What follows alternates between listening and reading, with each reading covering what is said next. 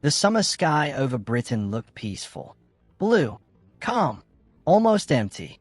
But above those clouds, history was being decided, second by second.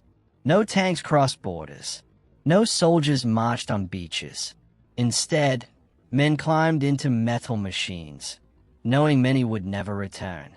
This was not a battle for territory.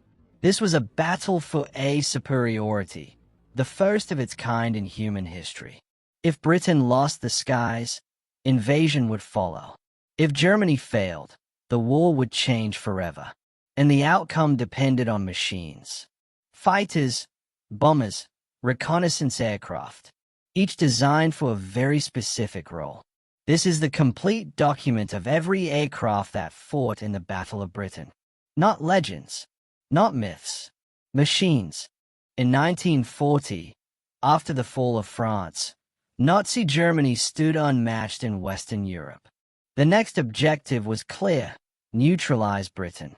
But Germany could not invade without first destroying Britain's air defenses.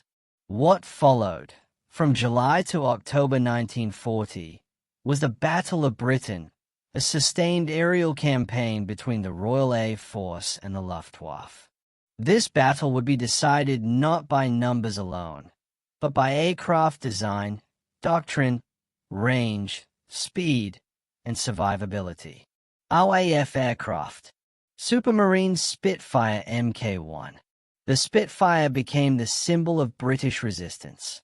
Designed by R.J. Mitchell, its elliptical wings reduced drag and improved maneuverability. Armed with 8.303 Browning machine guns, the Spitfire excelled at high-altitude interception, perfect for engaging German fighters escorting bombers. While fewer in number than Hurricanes, Spitfires were often tasked with engaging enemy fighters, allowing Hurricanes to attack bombers. Hawker Hurricane Mk1. The Hurricane was the true workhorse of the RAF. Slower and less agile than the Spitfire, it was easier to repair and far more rugged. Hurricanes accounted for more enemy kills during the Battle of Britain than any other RAF aircraft. Its stable gun platform made it devastating against bombers, especially Heinkel and Dornier formations. Bolton Pull Defiant. The Defiant was an experiment that quickly showed its flaws. Armed with a powered dorsal turret instead of forward-firing guns, it initially surprised German pilots. Once its weakness was understood, no frontal armament, it became highly vulnerable to fighter attacks. By late 1940, it was withdrawn from daylight combat. Bristol Blenheim Mk4 fighter variant. Originally designed as a bomber, the Blenheim was pressed into service as a long-range fighter. It lacked speed, firepower, and maneuverability against modern German fighters. Losses were heavy, but the aircraft filled gaps when Britain had few alternatives. Bristol Beaufighter Mk1. Entering service late in the battle, the Beaufighter marked a transition toward heavy fighters. Powered by Bristol Hercules engines and armed with 4 20mm cannons, it was fast and heavily armed. Though not decisive during the battle itself, it laid groundwork for Britain's later night fighting success. Westland Lysander. The Lysander was never meant for air combat. A liaison and reconnaissance aircraft, it flew low and slow, making it extremely vulnerable. Used sparingly during the battle, it represents Britain's early war reliance on outdated concepts. Ferry Battle. The ferry battle symbolizes the end of an era. A single-engine light bomber, it was obsolete by 1940. Slow, lightly armed, and vulnerable, it suffered catastrophic losses and was quickly withdrawn from frontline service. Ferry Swordfish. A biplane in the age of monoplanes. Though mostly associated with naval warfare, Swordfish squadrons were present in Britain during 1940.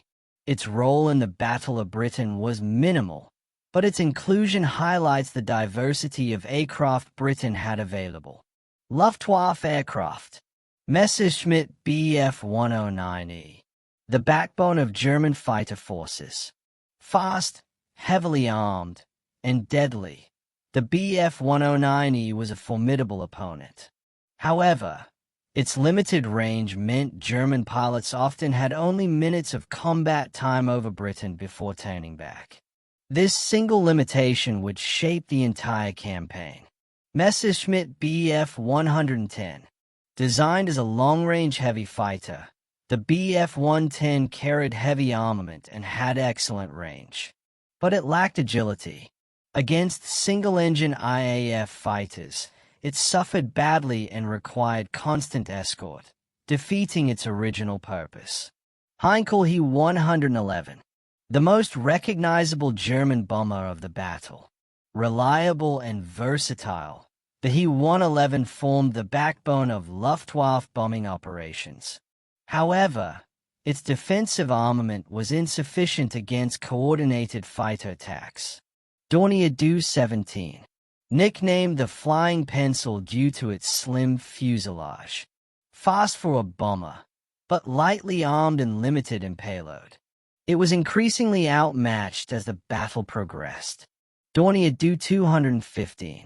An improved Do-17 variant with more powerful engines. Used in limited numbers, it served primarily in reconnaissance and bomber roles. Junkers Ju-88. Germany's most versatile aircraft of the battle. Fast, adaptable, and capable of multiple roles, the Ju-88 was harder to intercept than other bombers. It represented the future of bomber design. Junkers Ju-87 Stuka. The infamous dive bomber. Devastating when unopposed, but catastrophically vulnerable to fighters. During the Battle of Britain, Stuka losses were so severe that they were withdrawn from the campaign. Heinkel He-59. A floatplane used for AC rescue and reconnaissance. Though not a combat aircraft, its presence sparked controversy when IAF pilots accused it of intelligence gathering. Heinkel He-115. A torpedo bomber and mine layer used along Britain's coastlines. Its operations were peripheral, but strategically relevant. Messerschmitt Bf-108 Typhoon. Primarily a liaison and communications aircraft. Though not a combatant, it supported Luftwaffe operations behind the scenes. Junkers Ju-52. A transport aircraft critical for logistics. While not directly involved in air combat over Britain, it supported Luftwaffe infrastructure and planning. Arado R-196. A shipborne reconnaissance floatplane. Its role during the battle was limited, but it contributed to maritime reconnaissance around British waters. Why the battle was decided. The Battle of Britain was not won by a single aircraft. It was decided by British radar integration, shorter fighter response times, German range limitations, strategic bombing errors. When Germany shifted focus from IAF airfields to cities, Britain's fighter strength recovered, and the invasion never came. This was the first battle won entirely in the air. No ground was captured, no borders moved, but history changed direction. Because control of the sky meant control of the future. Which aircraft do you think is your favorite? Tell me in the comments.